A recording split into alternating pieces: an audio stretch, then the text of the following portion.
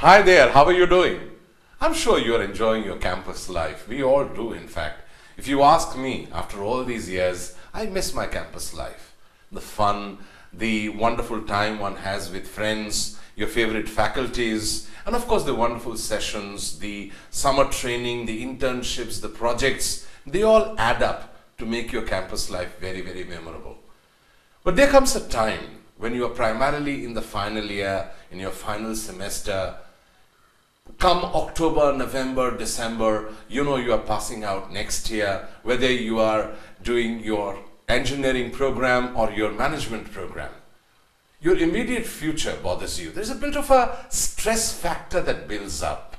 We all know that getting a dream job, that getting the right job is all that we want at this point of time.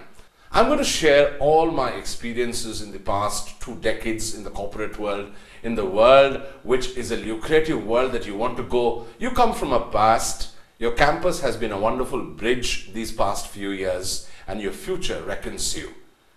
And of course, I would like to share my training experiences with the boys, with the girls on the campuses, and my hand-holding process and coaching process in taking you to your right future, to your immediate future, to your dream job.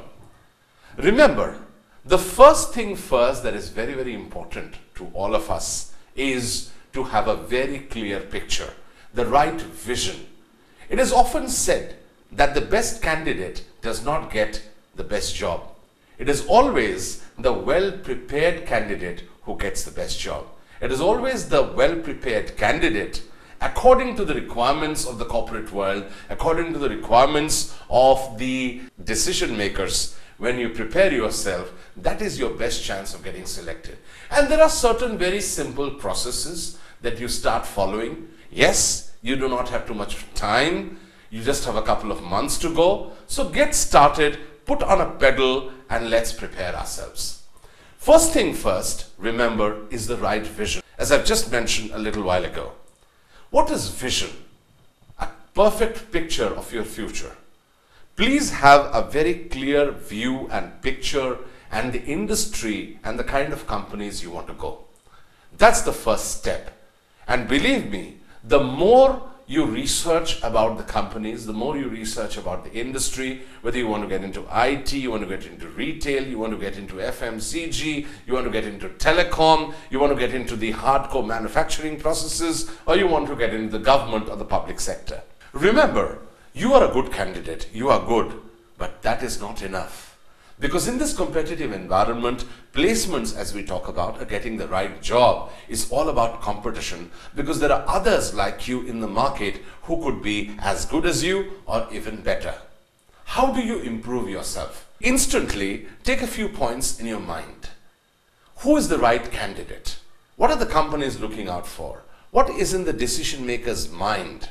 Remember, the right candidate has a few qualities. Number one, academic excellence. There is no doubt about the fact that your percentage, your marks that you have secured in the semesters during your campus process, during your degree process is going to be important. Because companies, HR department and the technical department looks into the fact that your domain knowledge has to be excelled upon. So if you have high marks, if you have decent marks, that's definitely a positive factor for you. But if your marks are a little average, all you can do is try to improve them in the coming exams. The second point is practical application of domain knowledge. Remember, practicals are important. So what you need to do very quickly as an instant capsule is get into your books, go into the past few years of your study, look into the main subjects that you think are important and could be useful as a skill set process in your application when you work with a company, and brush those subjects up, not only the theoretical part but also the practical applications of it.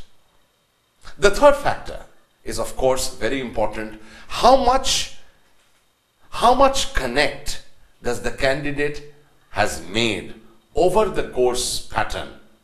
How much connect the candidate has made during the process of the degree with the industry, with the companies? Do the candidate have a clear vision? Do they have a clear goal? How much skill set processes have they been able to match it with the industry requirements? And very, very importantly, how much of the industry do the candidates know is the third point. Very important for you to go into Google, very important for you to look up to the newspapers, and of course the net, which you all have, the television. Look at the industry, look at the companies. As I told you right in the beginning, this has to be done on a daily basis, and as much as you do your homework by looking at the companies and the industry that you want to get in. You have to be industry specific. I'm warning you, you have to be industry specific. And this is 90% of the job done in terms of placements. And of course, one by and large in the corporate world expects you to communicate well in English. So English communication skills is very important. If you come from an English background, that makes it easy. But if you don't have to worry. We will give you tips during the video how to improve your English communication skills a little bit, so that at least you clear the processes of the interviews and the group discussions and other tests in English. Because basic spoken English knowledge and basic written English knowledge are expected from a candidate by the selectors. And finally, a bit of grooming, a bit of wonderful image, a wonderful, finely groomed person, a wonderful, decent gentleman or ladies of the corporate world are very, very important for the selection process. And finally, the nitty-gritties of resume, written tests, psychometric tests, mental aptitude, logical reasoning, mental ability tests, group discussions, and interviews shall make you a complete winner. Now let's get into the processes. First of all, how to improve your English communication skills. Well, if you are from an English background, you're from an English medium school, that makes your job easier. What you could do, possibly, is talk more and more with people around you who are better in English and try to converse with them and read the newspaper, read books in English as much as you can loudly. Even for 15 minutes a day shall improve your levels of English. But you might say that you do not have an English background. You do not have people around you who could speak good English. Then how do you improve? Let me tell you, that's a big challenge. All I will advise is you have to start loving English and accept that English is going to be a part of you as you move on to become engineers, management honchos.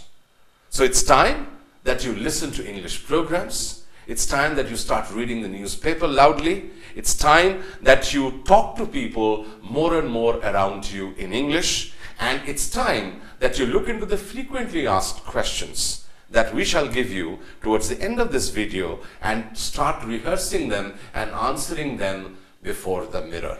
That will surely add on to your English process. The next factor is to look good and get noticed. A wonderfully dressed person, according to the corporate world, is what impresses people. Remember, when you talk about group discussions, when you talk about interviews, decisions are taken in a split second. That's what they say. But of course, it will be 5 minutes, 7 minutes, 10 minutes of group discussions. It'll be, say, about 15 minutes, half an hour of interviews where people observe you very, very carefully. People are listening to you and looking at you as well.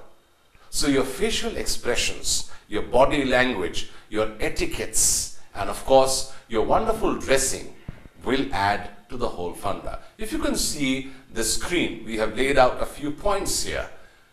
You could dress like me, a wonderful suit, a tie, a shirt, belt, trousers, the color of the trouser darker than the color of the shirt, the color of the suit darker than the color of the shirt, and black shoes.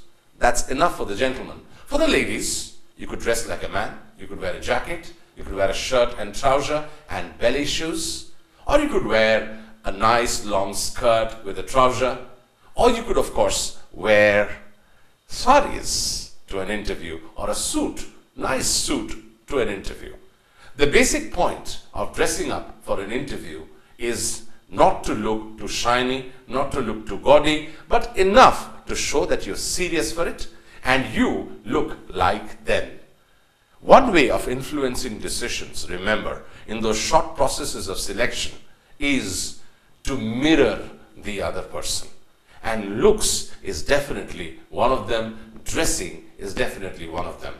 Remember, style never shouts. You can have a look at the picture on the audiovisual that we shall show you very quickly, and you could pick up any one of those looks and look good, but don't wait for the last moment. It is time that you look into the wardrobe, get ready. If it is on-campus interviews, you could wear your uniforms very nicely, very well. Wear the tie if you're a gentleman. Ladies could wear a wonderful scarf. And get one set of uniform civil dress ready and one set of your uniforms ready before you actually move into the placement process. We Indians sometimes think that dressing and looking good is not important. That's the mistake. Today, it's a global world. Remember, corporate culture is a very, very refined, high-class culture. And one of the ways to impress people is to show that you are gradually trying to be like them and look good, look serious. So take it very, very seriously.